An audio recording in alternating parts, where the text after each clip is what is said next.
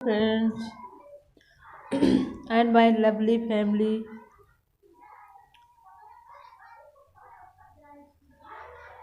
कार्तिक मास चल रहा है।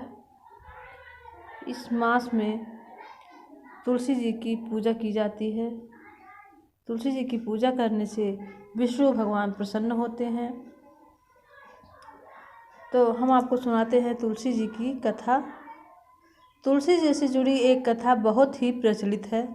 श्रीमद् देवी भागवत पुराण में इसके अवतरण की दिव्य लीला कथा भी बनाई गई है।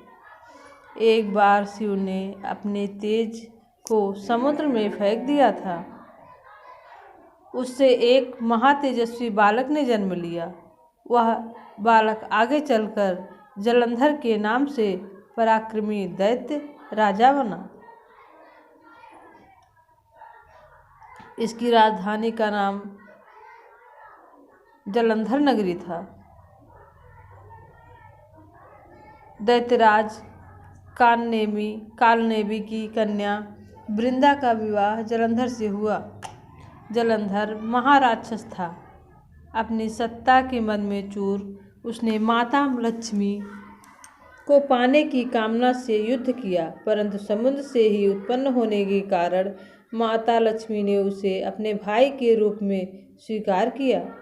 वहां से पराजित होकर वह देवी पार्वती को पाने की लालसा से कैलाश पर गया।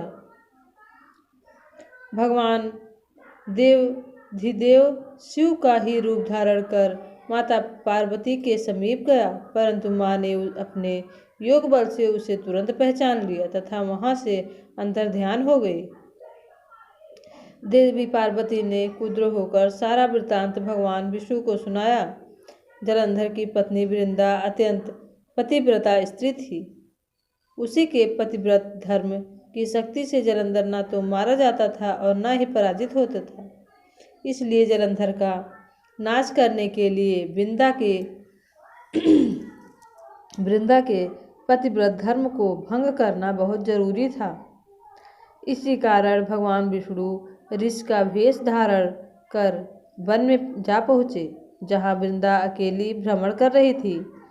भगवान के साथ दो मायावी राक्षस भी थे, जिन्हें देखकर वृंदा भयभीत हो गई। ऋषि ने वृंदा के सामने पल में दोनों को भस्म कर दिया।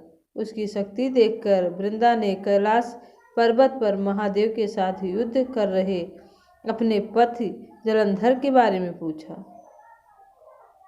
ऋषि ने अपने माया जाल से दो बानर प्रकट किए। एक बानर के हाथ में जलंधर का सिर तथा दूसरे के हाथ में धड़।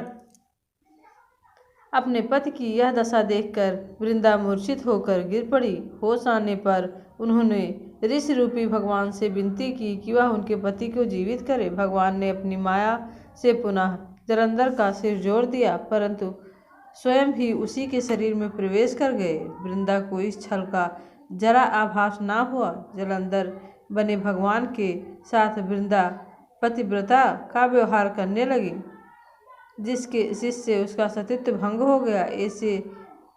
ऐसा होते ही वृंदा का पति जलंधर युद्ध में हार गया। इसी सारी लीला का जब वृंदा को पता चला तो उसने क्रुद्ध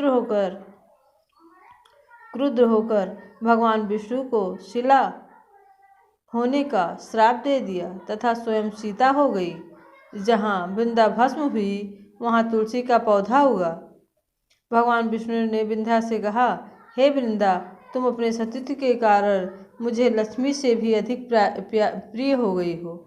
अब तुम तुलसी के रूप में सदा मेरे साथ रहोगी।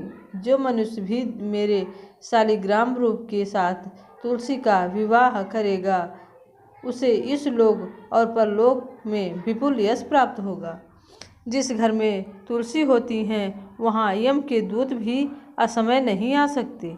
गंगा व नर्मदा के जल में स्नान तथा तुलसी का पूजन बराबर माना जाता है। चाहे मनुष्य कितना भी पापी क्यों न हो, मृत्यु के समय जिसके प्राण मंजरी रहित तुलसी और गंगा जल मुख में रखकर निकल जाते हैं,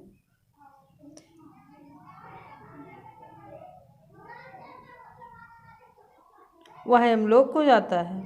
जिस घर में तुलसी होती हैं वहाँ यम के दूत भी असमय नहीं जा सकते। गंगा नर्मदा के जल के समान स्नान तुलसी का पूजन बराबर माना जाता है। चाहे मनुष्य कितना भी पापी हो, मृत्यु के समय जिसके प्राण मंजरी रहित तुलसी और गंगा जल में मुख रखकर निकल जाते हैं, वह पापों से मुक्त होकर वैकुंठ धाम को प्राप्त होता है। जो मनुष्य तुलसी व आंवलों की छाया में अपने पितरों का श्राद्ध करता है, उसके पितर मोक्ष को प्राप्त हो जाते हैं। उसी दैत्य जलंधर की यह भूमि जलंधर के नाम से विख्यात है। सती वृंदा का मंदिर मोहल्ला कोट किशनचंद में स्थित है। कहते हैं इस स्थान पर एक प्राचीन गुफा भी है जो सीधी हरिद्वार तक जाती है। सच्चे मन से 40 दिन तक सती वृंदा देवी के मंदिर में पूजा करने से सभी मनोरथ पूरे होते हैं। तो माता तुलसी जी की कथा यहाँ समाप्त होती है। प्लीज़ मेरे चैनल को लाइक कीजिए, शेयर कीजिए, सब्सक्राइब कीजिए। अगर आपको मेरी ये कथा अच्छी लगी हो तो प्लीज़ कमेंट ज़रूर कीजिए। तब तक के लिए बाय बाय।